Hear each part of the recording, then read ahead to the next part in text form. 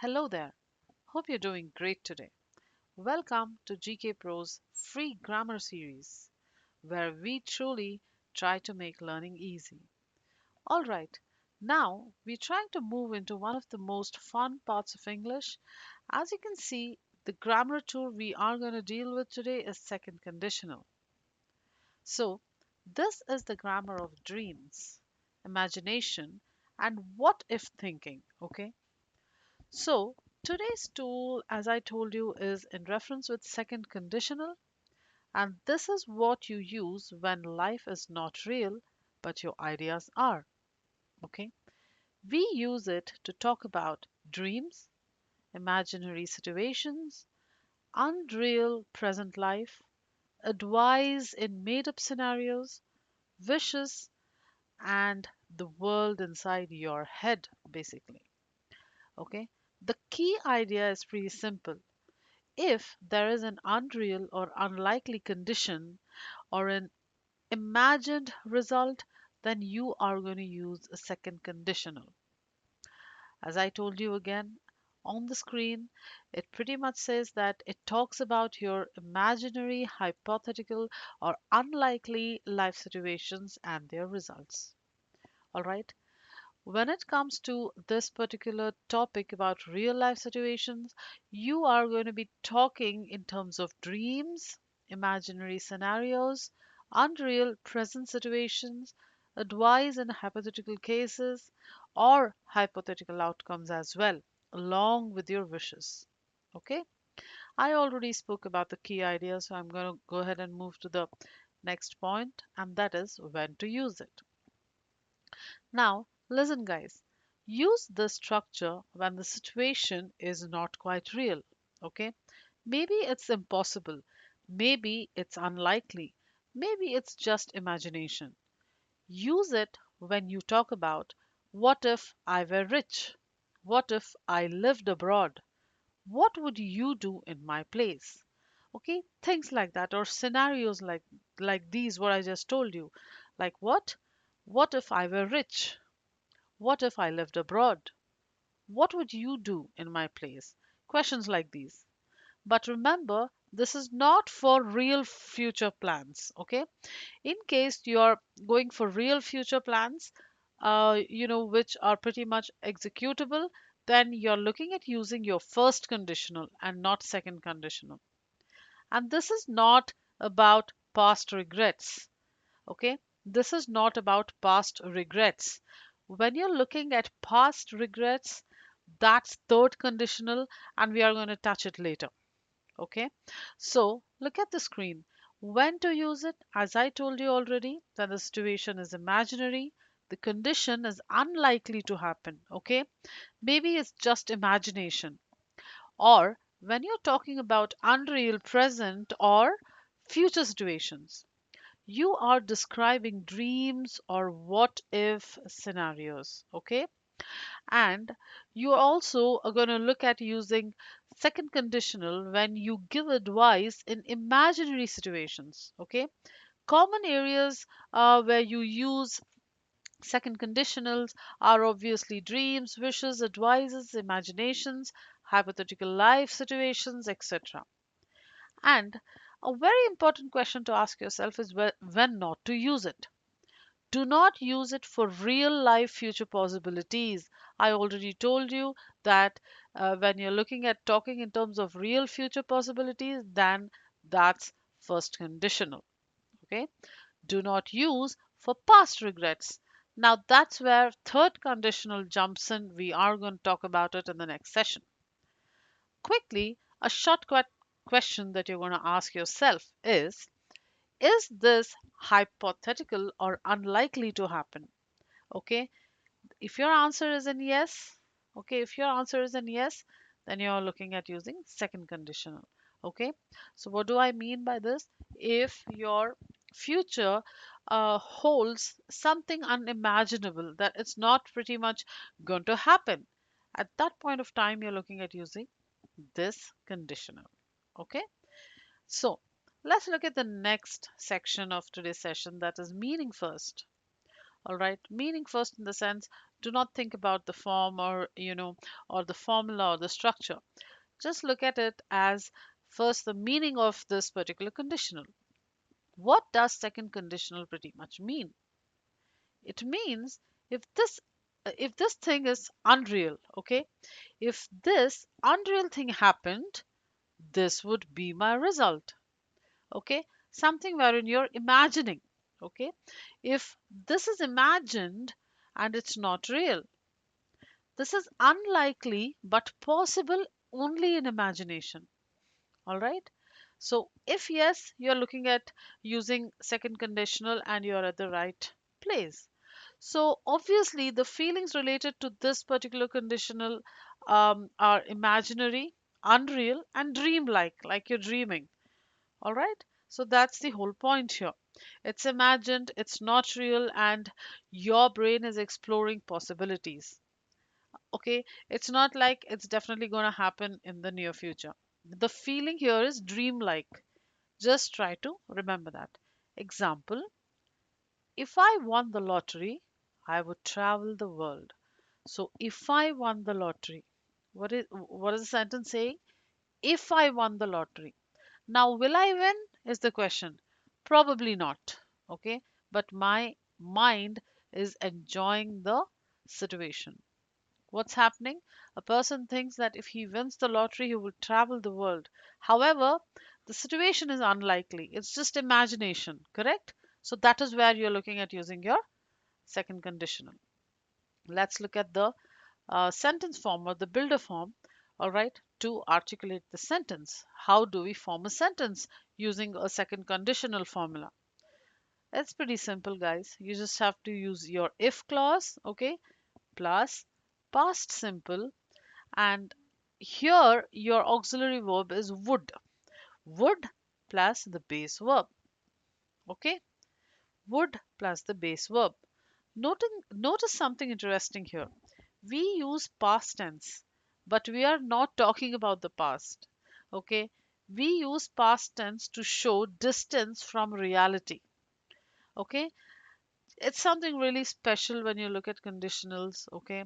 Because you're using would, all right, but you're not talking about something in which is, in relation to past. If you look at it, the whole formula has past simple or simple past, wherein people might think that you're talking about past, but you basically are talking about an imaginable situation that might happen in the near future, okay, or that might really not happen. It's pretty unlikely, you're just imagining. All right, you're talking about the past, but you're using this tense to show distance from reality. Okay, you're not talking in terms of reality. Example: if I had more free time, I would learn a new language. Probably this person will never have free time. Okay, if she were taller, she could play basketball. If she were taller, what do you mean by that? It means that someone is looking at a girl and they are kind of, passing a comment, or they are just talking amidst themselves. They're saying that if this girl was taller, she could have easily played basketball. All right. So if she were taller, she could play basketball. She's already tall and she's already grown. There's no possibility that she will grow taller than what she is already right now. So obviously it's an imaginary situation. So that is the time that you use second conditionals. Okay, great. I think I'm pretty much clear here. All right. So you can also reverse the the sentence format. You would just kind of go ahead and reverse the sentence format, and it would sound like this: I would travel the world if I won the lottery. Okay, you just kind of looking at reversing the sentence. That also works. Okay, yes, so you can reverse the sentence as well. What does the reverse sentence sound like? I would travel the world if I won the lottery. Okay, if I won the lottery, I would travel the world. Both the sentences sound right, so you can reverse them as well. Using models in the result clause, let's kind of go ahead and understand what does this mean now. Okay, so you can replace would with other models also. Why? Obviously, there's only one particular thought process in mind, that is, you can soften or change the meaning using these models. You can sound polite at the same time. So let's look at some examples. If I had more free time, okay, I could learn a new language. Correct? Correct? So could is in reference with possible ability in the near future. Let's look at another sentence. If he had, if he had studied harder, he might pass. So this is a weaker possibility. Okay? It's a weaker possibility. Now, if you were in my place, you should consider all options. Okay? Should is nothing but is in reference to give an advice in an imaginary situation. I hope you're able to understand what I'm saying. Okay, the use of model words is also very prominent when you're looking at a conditional clause, because when you're using these if clauses, they call for using, or kind of substituting normal words with model words in order to sound polite. Okay, so let's look at what exactly these sentences, when you put them into three core patterns, sound like. Okay, once again, guys, I just want to reinforce the same point over and over again. As I highlight this section, you must be knowing by now that it is pretty important for you to do a small thing, a small activity, and that is go ahead and pause the video. All right, and what are you going to do? You're going to pretty much read these sentences aloud. Great. So I'm going to move ahead and talk about the three core patterns for today. What are the three core patterns? These are three main situations where the structure lives, or where you can pretty much use them in your daily life.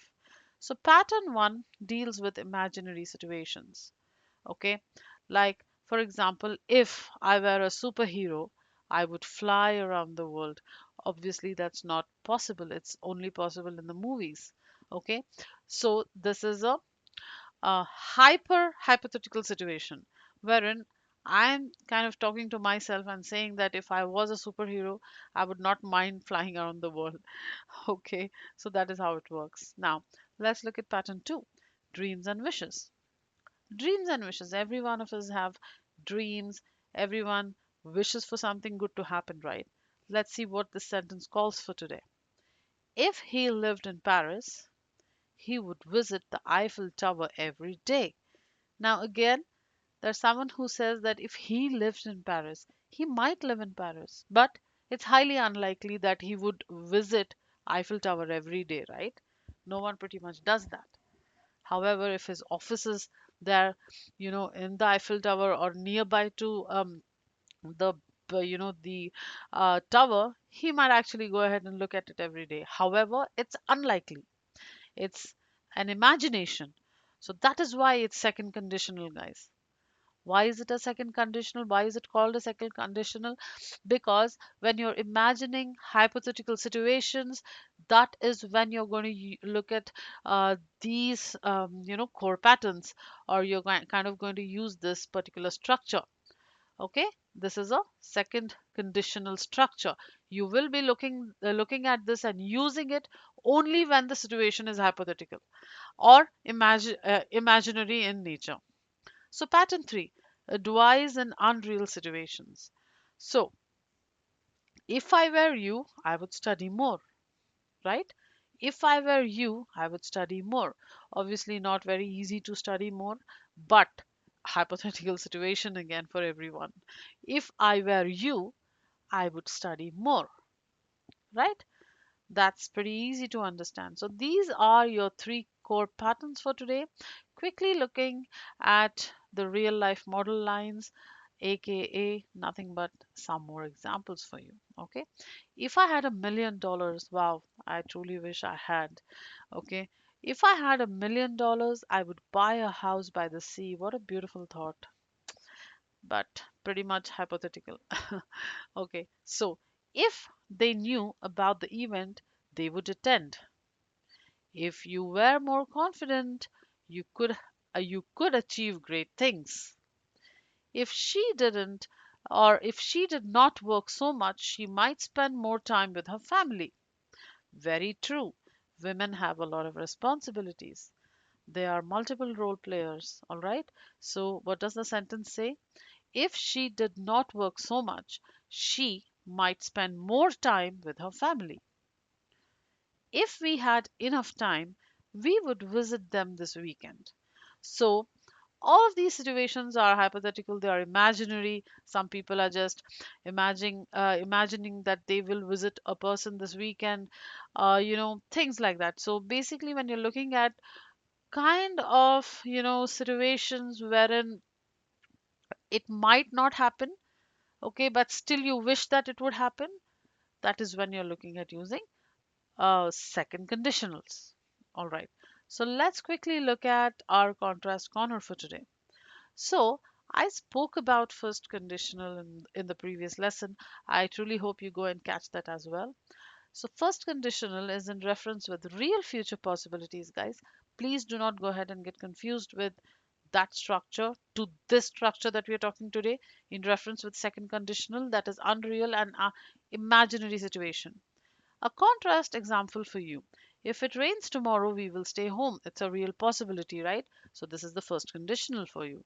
If I were rich, I would travel the world. Again, imaginary. So this is a very clear, kind of difference between the first conditional and the second conditional. Again, I would want you to pause the video here and read these sentences aloud for your better, your better understanding. And it's truly beneficial when you kind of read out these sentences aloud, because there's nothing that you really need to do. You just have to pause the video and read the sentences.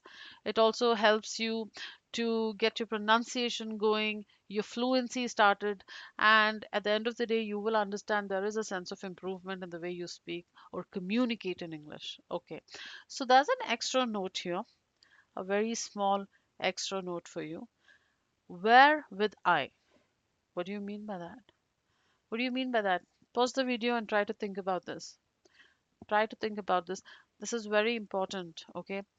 Where, the word where is paired with I when when you're using formal or correct English. So use where with I, he, she, and it in unreal situations. When you're going to use this in unreal situations, not in real situations, remember that. Okay? For example, if I were you, is it even possible that someone is me? Think about it. One small but powerful English tip, guys, that if unreal situations arrive, you need to say, if you need to say if I were, not if I was you. Okay? Please drop saying I was you, say if I were you. All right? Where the grammar signal for imagination. All right, this particular word is a grammar signal for imagination, guys. Okay, so this is something that you really need to keep in mind. Now let's quickly look at models and second conditionals. We already went through that here, all right, in a condensed format. However, I just want you to kind of look at this as well. So in second conditionals, you can also use models in the result clause to express what, as I told you, imaginary situations or situations that are pretty much, or circumstances that are non-existent, okay, hypothetical. Now, using could, what happens here? It adds a sense of possibility or potential ability to the result that you're looking at. Example, if I had more free time, I could learn a new language. There is a possibility that a person can have free time. So that is when you're looking at using could. Okay. Now, using should can be used for advice or suggested outcomes in the imagined situation. For example, if I were, okay, sorry, if you were in my place, you should consider all the options. So, what does this mean? In this hypothetical scenario, there is a sense of considering all the options. Okay, that would be advisable. That's what the sentence says. All right. What does the sentence say? It says that if you were in my place, you should consider all options. Using might. This is also a powerful model to look at. Expresses a lower degree of certainty or possibility. In the sense, you know, 90% it will not occur. It's something like that. 90% the result will not be achieved. So that is when you use might. For example, if he studied harder, he might pass the exam. Probably he doesn't study hard. Okay, that's what it means. So you saw the use of models, guys. What happens is that it helps you to soothe your language, and at the end of the day it helps you to sound polite as well. So please go ahead and again do the same thing. Pause the video, read aloud, and try to relate with the concept on a deeper level. Now let's look at some common mistakes. There are certain mistakes students do when they use advanced grammar topics like conditionals. Like, for example, if he has money he would buy a car. It's an incorrect statement. Why? The correct one is if he had money. Had is our auxiliary verb here. He would buy a car. Same thing with this. If he would study harder, he would pass. Now that is if he studied harder, he would pass. So never use would in the if clause when there is a has with with the in the first part. Okay? Okay? So that those are certain mistakes that I really want you to understand. Okay, so past in the condition, would in the result. So what if clause has a past verb? However, if you look at the result is going to carry your would. It's not has. You cannot use has. It has to sound like if he had money, he would buy a car. Okay. So the micro conversation today, this section, I would love it if you could read it yourself because it's something that you need to understand on your own, and how it connects with you is more important. Okay, I will just give you a few minutes. You can just pause the video and read the micro conversation section to yourself. If you want, you can go ahead and refer to the sentence structure of the second conditional and try to understand how the micro conversation sentences truly fit into that structure. Okay, now if you have paused the video, you've done a great job and you're doing a great job. Really, I really would appreciate you to do that. Okay, great. Let's look at the practice ladder for today. You just have to fill in these empty spaces. All right, you have to fill in these empty spaces. If I dash be rich, I dash. Okay, the same thing with all the other blanks as well. If you dash have more time, you dash. You have to take time and do this as well, guys, because this is your turn. I tried my best to explain the concept to you. Now it's your turn. Okay, if we dash live closer, we dash each other more. If they dash a car, they dash on the road trip. All right. This is again guided. I call this a guided practice sessions because pretty much partially or impartially you have your answers here as well. Okay, you really don't have to brainstorm and use your own verbs and words. You can just look at the thing and you can just at least try to fill in those blanks. Now, speaking section is something truly dear to me. I love talking, so hence I love speaking. So the speaking section says what? Say three dreams using if. Say three dream lines using if, because we are talking about a conditional which is used in terms of hypothetical or imaginary situations or dream-like situations. That is why to I would want you to construct three dream sentences using the if clause. Okay, let's look at a quick recap. So second conditional is an unreal situation or unreal circumstance plus an imagined result. Okay, so the structure is if past, which the result would be would and the base form of verb. Did you get it? Did you get it?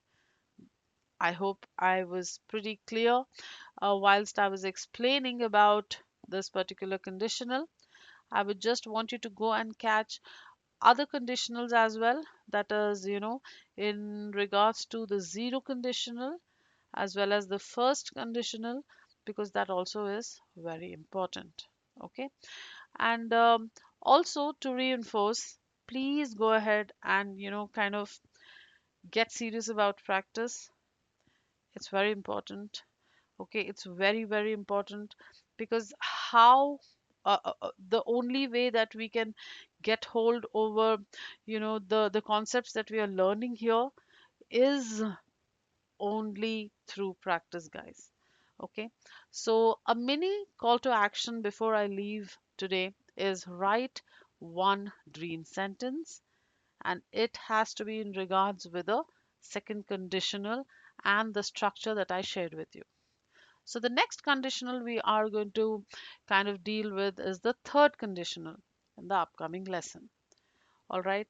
So I'm again and again telling you that, most English learners do not struggle because of vocabulary or because of due to due to grammar or things like that.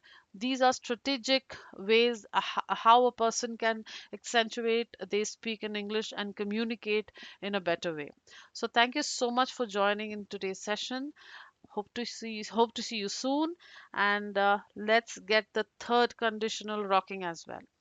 Thank you, guys, and have a nice day ahead.